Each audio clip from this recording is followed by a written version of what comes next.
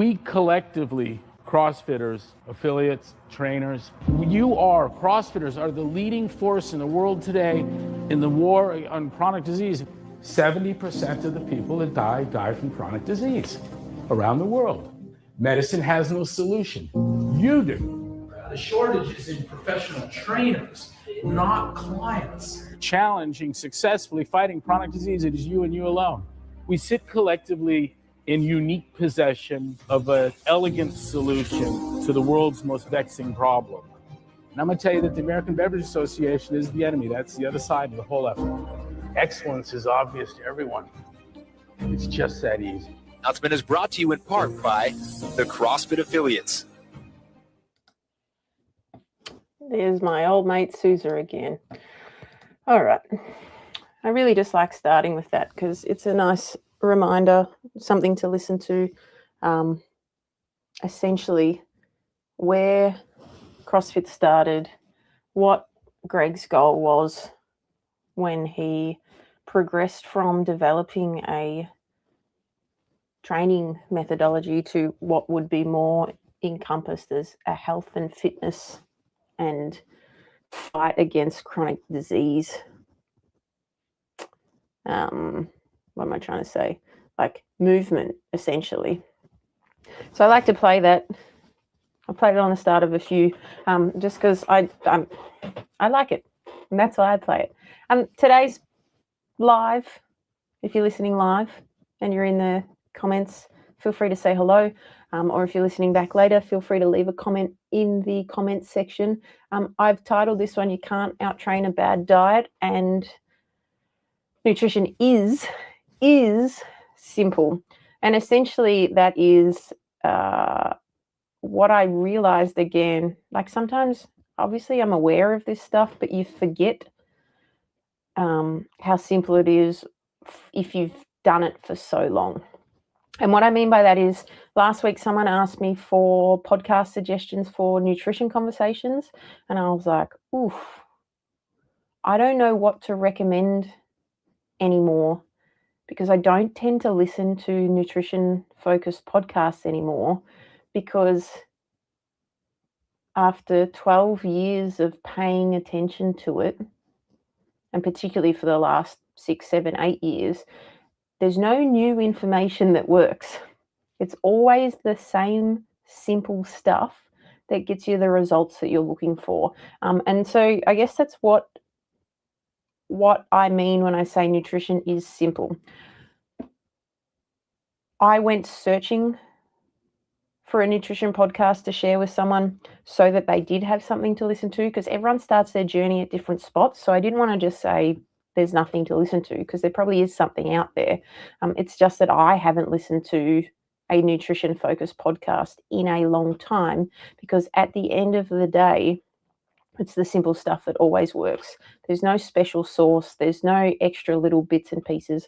For the general population, for the most of the people who step into the CrossFit space, into the CrossFit affiliate, into Dauntless, it is just the simple things that get them 99% of the way to the health that they're looking for, all the results that they're looking for, all the improvements that they're looking for. And it was really interesting for me to have that like moment where I realized that I hadn't listened to a nutrition podcast in a long time, because there isn't really any new information. And the same information from 25 years ago is still very, very relevant to now, because it is simple. As simple as eat meat or some form of protein, veg, nuts and seeds, some fruit, little starch, no sugar. It is essentially the start of fitness in 100 words as described by CrossFit. And nutrition sits at the base of the pyramid in terms of the theoretical hierarchy of development in the CrossFit space. So nutrition, essentially the foundation. Now, in the last few years, people will argue that there needs to be a layer below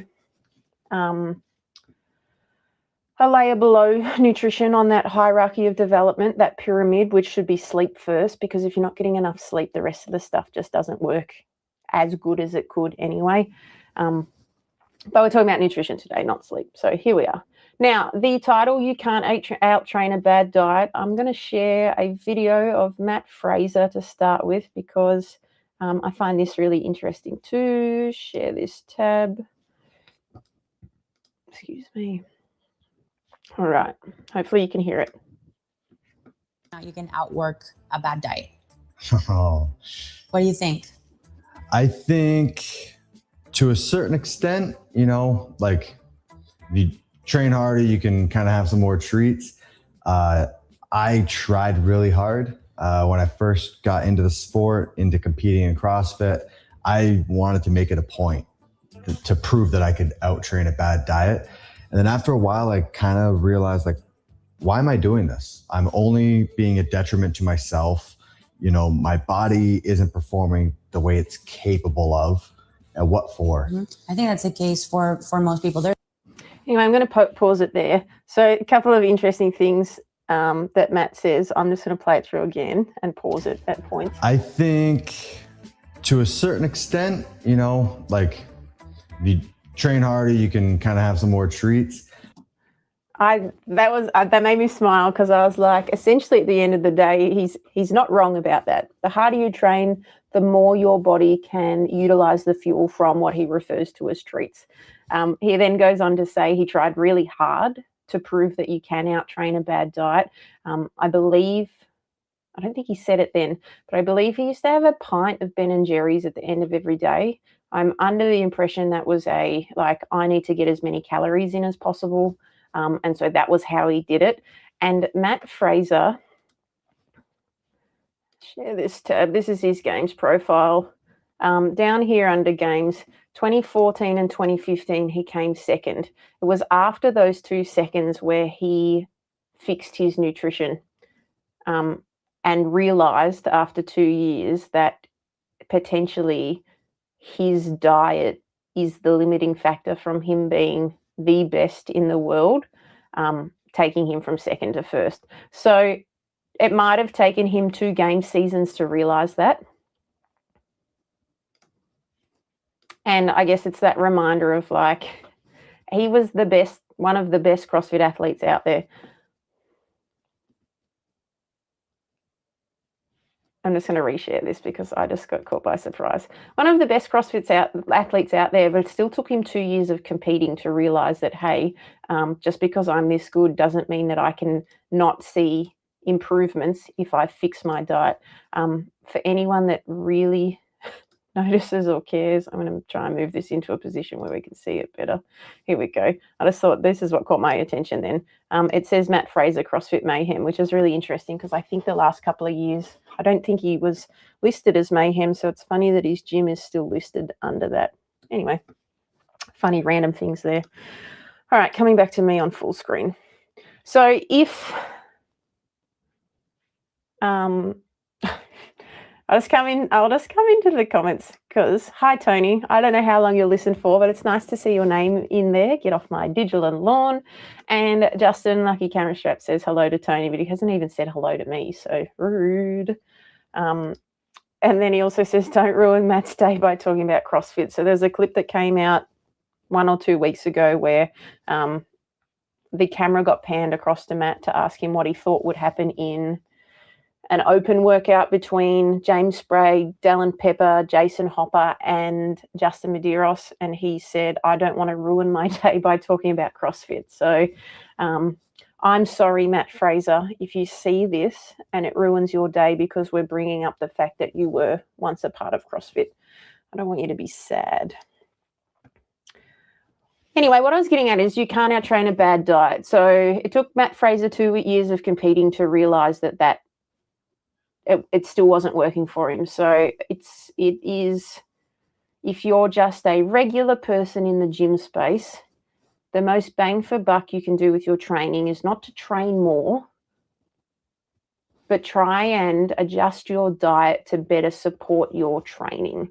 If you can push harder and recover better, you'll get more outcomes, positive outcomes from your training than if you just try and do more work or not recover properly. So it's an interesting thing there too. The other thing, where is, close that, close that, close that. What I wanted to, like, nutrition is simple. And the simple stuff is, I'm trying to find that food pyramid, not food pyramid, CrossFit pyramid. All right, open that up. Tony says I'm trying to out-eat my training.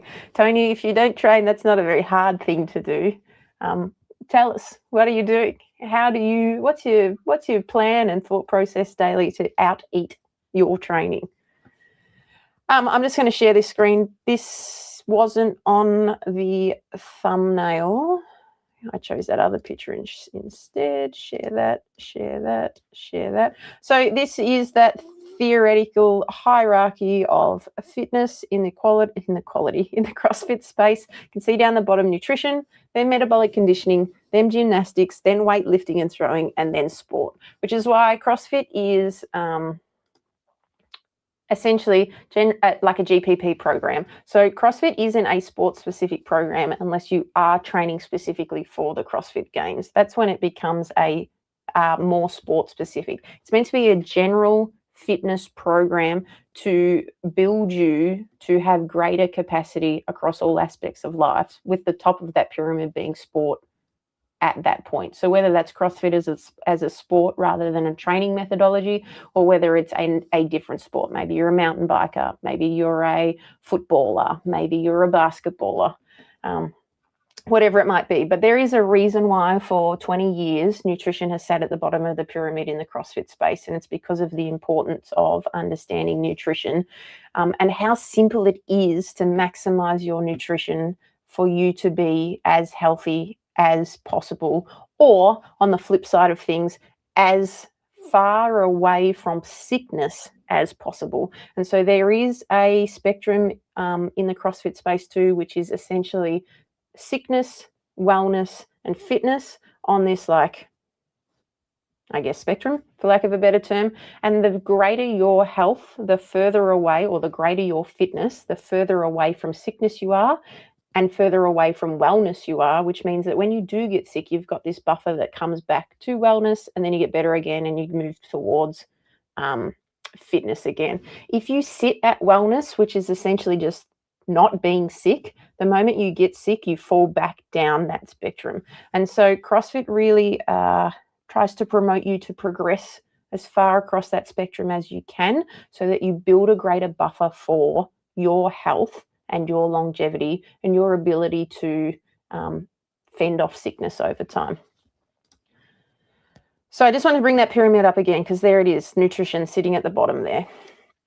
In terms of simple nutrition, there are different ways that we could talk about this, but I'm going to start really simply by just saying, outside of the image that I put on the thumbnail, and if you didn't see it, I'm going to share this. Oops, add to stage.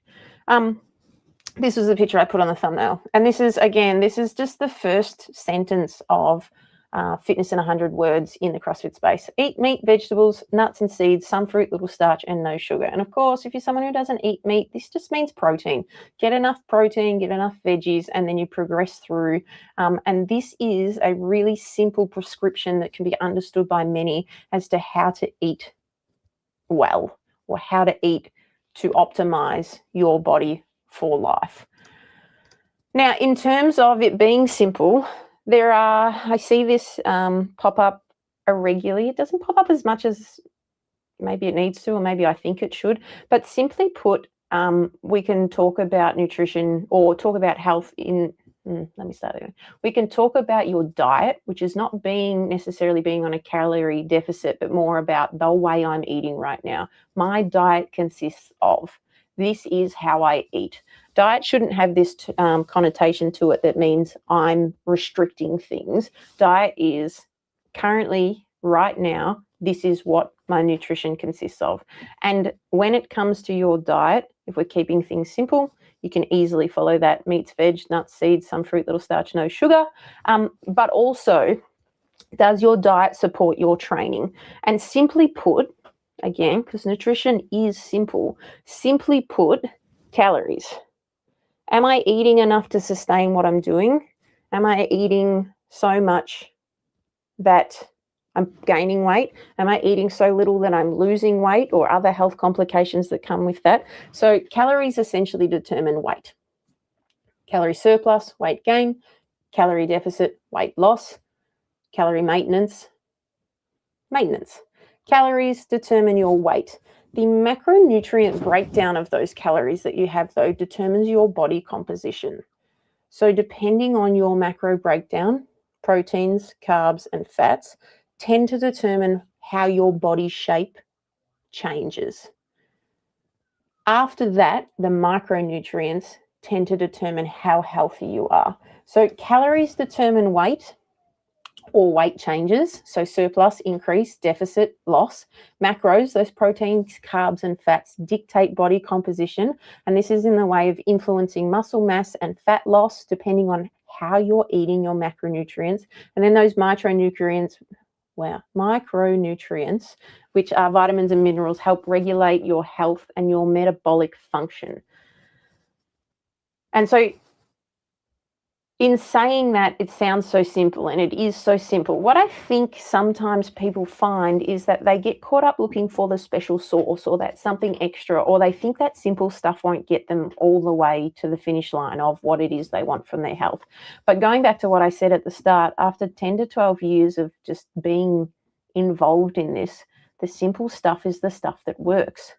It'll get you 99% of the way to all of the things that you want by small tweaks with what you eat, how you eat, and that macro breakdown of what you're eating. So yeah, it hasn't changed. But sometimes people just look for something else. It's almost like they want to make it harder than it needs to be. And if they make it harder, then they feel like they're achieving something. But actually, keeping things simple keeps them achievable. I'm just going to jump to the comments for a moment. Where do we get to? Tony says hello to Justin Castles, and then says his diet of Maltesers. I'm curious to know, Tony, is your diet, like you mention Maltesers every time, so is that something you actually do eat regularly, or do you have some other preferable treat that you're snacking on? Because I know you're a big fan of a curly swirly. The plumber, Matt's gone to the effort to change his handle or potentially make a third YouTube account. Hey, sorry, a bit late as I'm not at work today. Why not, Matt? Do something. I don't mind if you're late, Matt. It's nice to have you in the comments there. High protein Maltesers, I'm sure. Added WPI or WPC or protein, whey pea protein. No, whey and pea is different. Pea protein powder.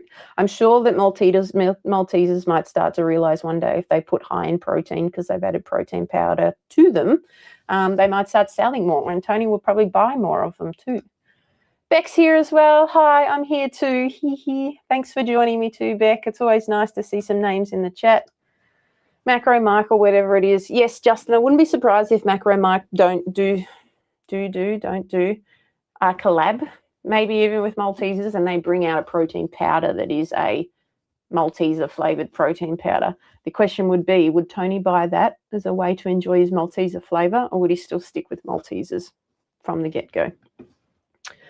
So nutrition is simple. Coming all the way back around, I haven't listened to a nutrition podcast in a long time, and I think it's because I was listening to them and it's always the same simple, basic information.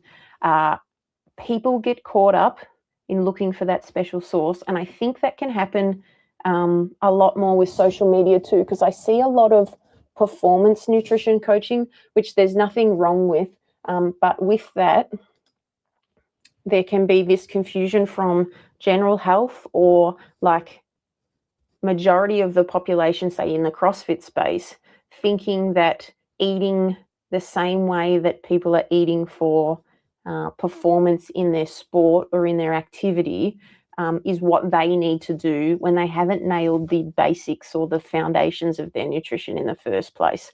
And so then they get caught up in, maximizing their carb intake at certain points, when in fact they're not even eating regular meals across the day. Like, simple little things like that. So people get caught up in the, like, I need the 1%ers when they're not doing the 99% consistently from the get-go. Spend, and no one wants to do this, and this is why it's like people hate the idea of it. They want the quick fixes, but spend 2 years dialing in the foundations of nutrition, eating consistently, eating balanced meals, getting a good balance of macronutrients, getting a good amount of micronutrients from the vegetables, from the fruit, from the meat that you eat, and then see how your body changes to that consistency over the space of 2 years. And we see it in the CrossFit space. There'll be people who start, and for the first 2 years, while they're focusing on being able to perform better in the gym, being better at learning all of the stuff in the gym, they'll see improvements to a point in the gym, and then it kind of plateaus a bit. And with that plateau, often people then have the brain capacity to start thinking about their nutrition a little bit more and adding more meat, more vegetables, more balanced meals into their day. And then you see their performance. Which way is that? I don't know which way you guys can see that. But their performance, it's plateaued for a bit, and then it starts to increase again. They get stronger, they get faster, they can work harder, and it's all from those tiny little nutrition tweaks. So at the end of the day, watching people progress through the gym, 3 months to understand, like, not feel like a silly duffer in the gym doing things. And then that first year just to be like, okay, I think that I now know how to do everything scaled to your ability. That second year to really kind of get into it. And then from that third year with the right nutrition changes, I've seen people go from, I'm not very good at this, to I'm getting really good at this. Now, could those people have done nutrition changes early on? Yes. But if they didn't have the capacity to do it, then it's one step at a time. And for most people, they join the gym first for fitness-related reasons. Then after they've been in the CrossFit space for a while, they're like, okay, I'm getting fitter, I'm getting better. And then they start to learn and realize that the next part of that process is, if I dial in my nutrition, I will continue to get better. I will continue to get stronger. I will continue to be able to recover better and be able to perform again and again and again. And so a lot of people aren't probably aware, or the world tries to tell us that a 12-week diet is appropriate, when in fact it should be a, hey, can I consistently do this for 10 plus years? And that's where nutrition can be so simple that you can do it for the rest of your life. And you shouldn't look at it like, I'm changing my nutrition because I'm on a diet, but my diet will end in 12 weeks. It should be, hey, if you were on a nutrition challenge, the focus in my mind would be, I'm going on to this challenge to spend some time making some tweaks to my normal eating habits, to therefore progress towards better eating habits, to then progress towards better performance in the gym. So you don't go on a nutrition challenge to then just be like, I'm coming on this challenge for 12 weeks to eat less to lose weight, or to eat more to gain weight. But in fact, it's just that, hey, what consistent tweaks can I make to my current eating habits that will give me more success in the gym?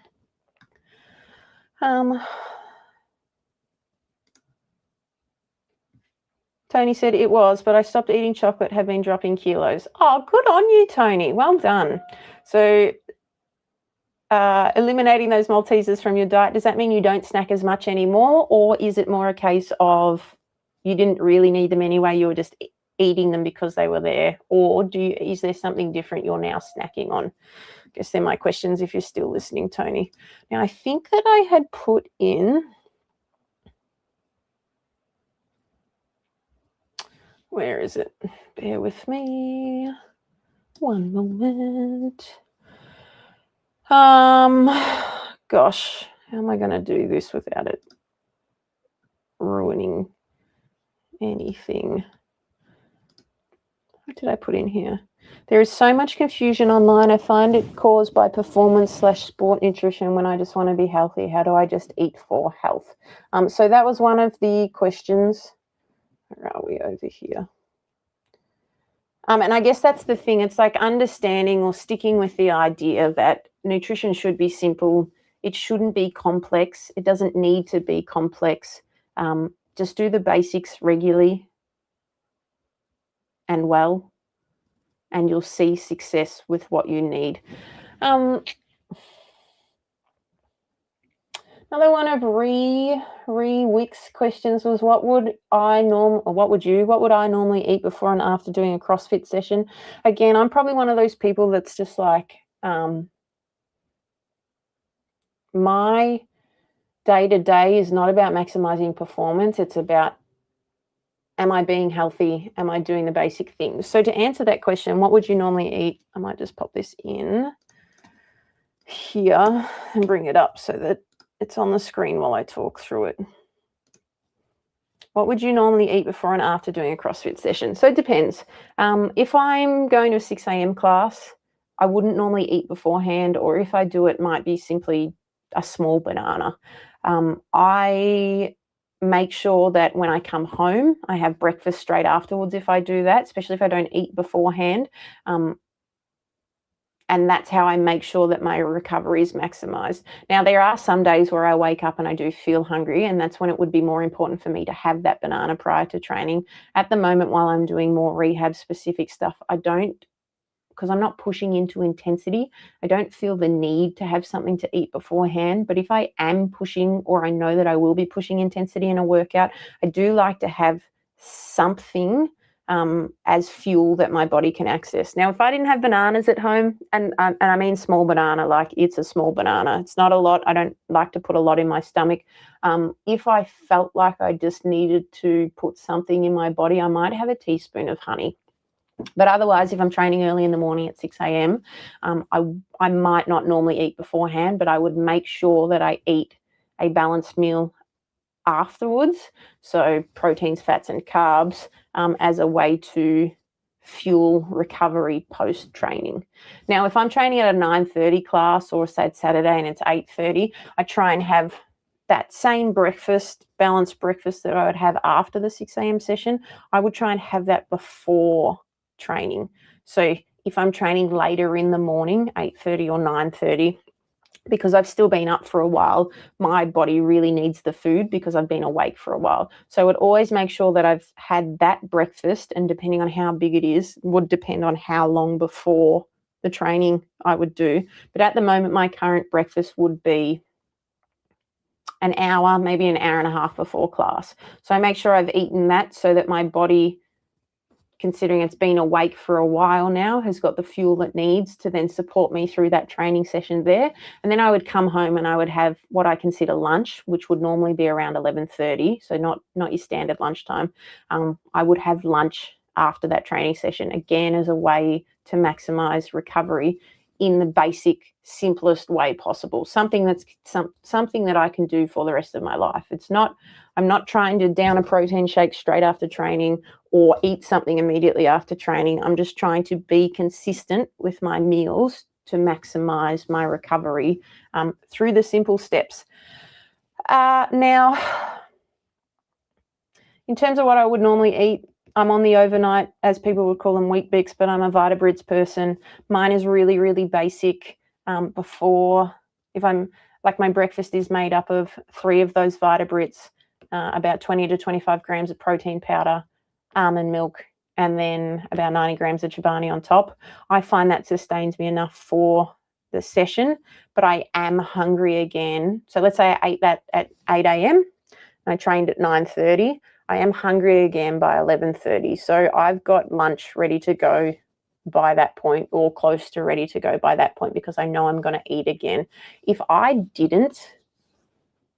couldn't eat lunch, or if I didn't have something prepared for lunch, I would probably try and have a bigger breakfast, but have it a little bit earlier. So the bigger it is, the further away from that training session I would need it to be, just so that it's got time to digest, so that I don't feel like I'm training with a full stomach.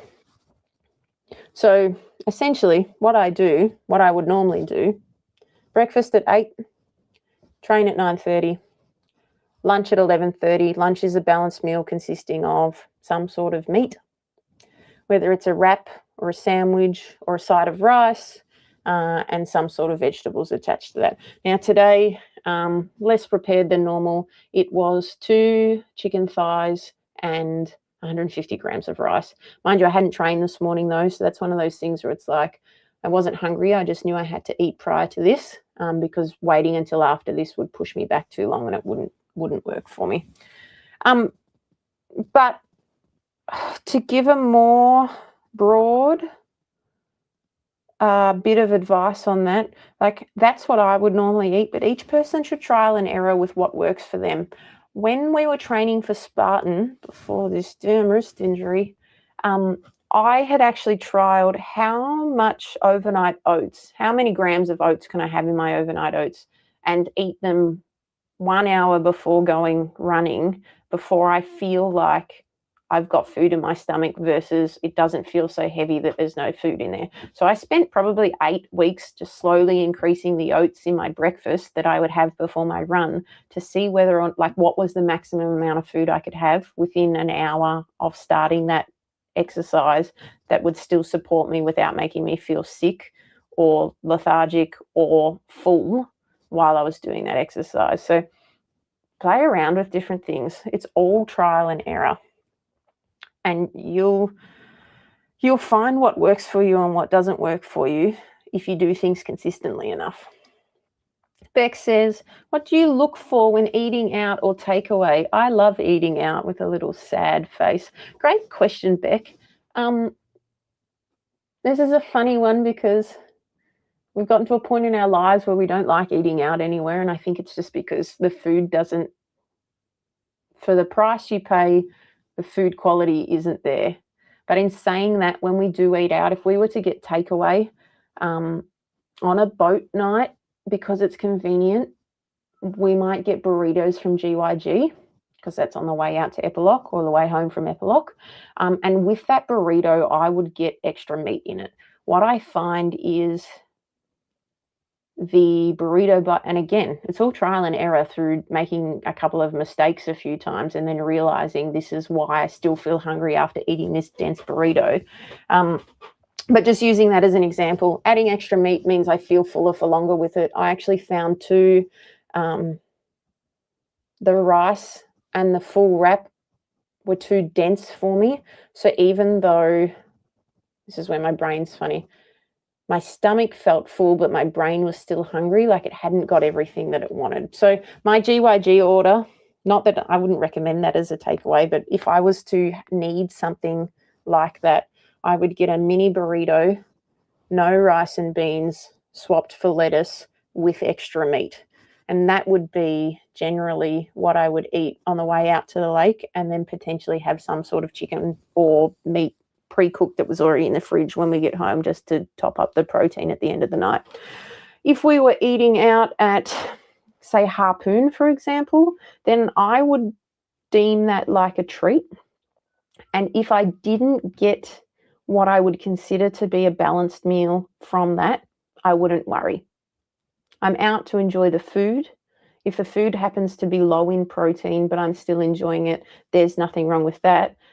It's not a regular thing that's happening every meal or every day. So I would just say to you, like if that's how you're feeling about it, don't stress too much. On the flip side of that, if you eat out a lot and you find it really hard to, say, get enough protein when you're out, just maximize your meals earlier in the day. Hey, can I have extra protein at lunch and breakfast, knowing that at dinner tonight it's going to be mostly carbs and fats potentially, depending on what the food is, and less about the protein. Otherwise, Justin and I will quite often order the entree, like meat dish. And so I'll go back to Harpoon as an example. That might be the karage chicken. Yeah, it's deep fried. Yeah, it's got sauce on it, but it's still a protein source. So we would start with that. So we're getting a bit of protein at the start of the meal.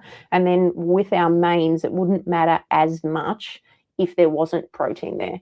But again, if I'm somewhere else looking at the menu, let's say I'm at the Queen's, so you're out at the pub or something like that, I'm looking for a meal. Obviously, that's something that I like, but that has a decent serve of protein with it. Might be the steak.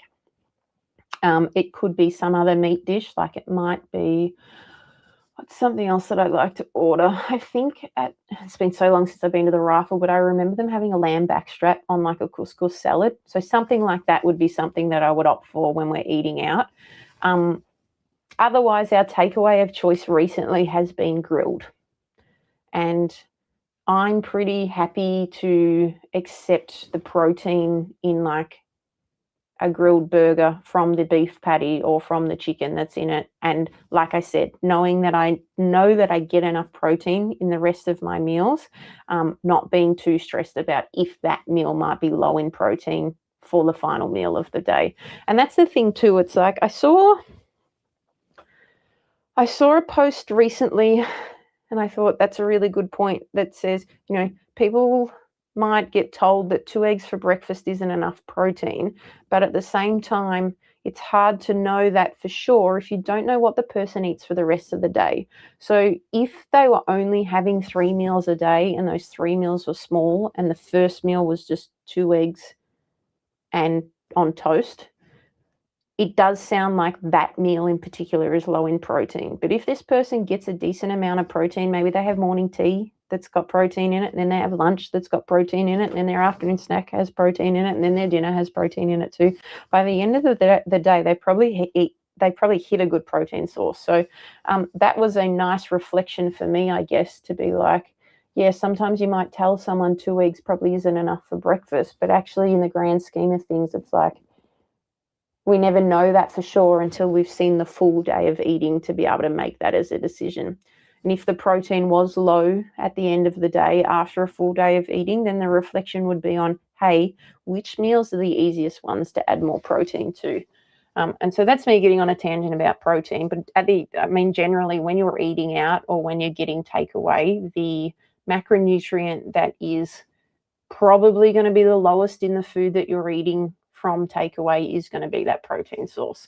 So if it's just a one-off thing and you're worried about that, I wouldn't worry so much, just enjoy that moment. But if it's something that happens regularly, are there ways that you can maximize the rest of the day or the earlier part of the day to support what you're doing or where you're eating or where you're going later in the day? So I hope that helps, Beck. What else? I did want to, I won't have time to talk through all of these, but one of Gifford's questions, what are your favorite snacks? At the moment, I'm really enjoying buying popcorn kernels from the supermarket and popping them myself in the microwave and just adding salt to them. So if I need a snack in the afternoon, I tend to lean towards that. So I might have what ends up being 20 to 30 grams of popped popcorn with salt and maybe an apple or maybe a small chicken thigh if there's something cooked. So and when it comes to what my favorite snacks are, there's not a lot of them because I try not to do a great deal of snacking. But when I do, I find that the popcorn just helps fill my stomach up a little bit more. And then, of course, my fig tree, when it was producing figs, they were a good snack to have too in the middle of the afternoon. So thanks, Gifford, for that question. I guess I'll come back to the other questions we didn't get through in terms of nutrition there, because I was going to call this one at 30 minutes today, and we're now at 38. So if you have stuck with me for that time, I really do appreciate it. I am going to, unless something comes into the chat in the next 30 seconds, I'm going to call it there. I want to thank you all for listening if you were. And, you know, for letting me be in your ears for that amount of time as well. Cool. Well, in that case then, thanks everybody.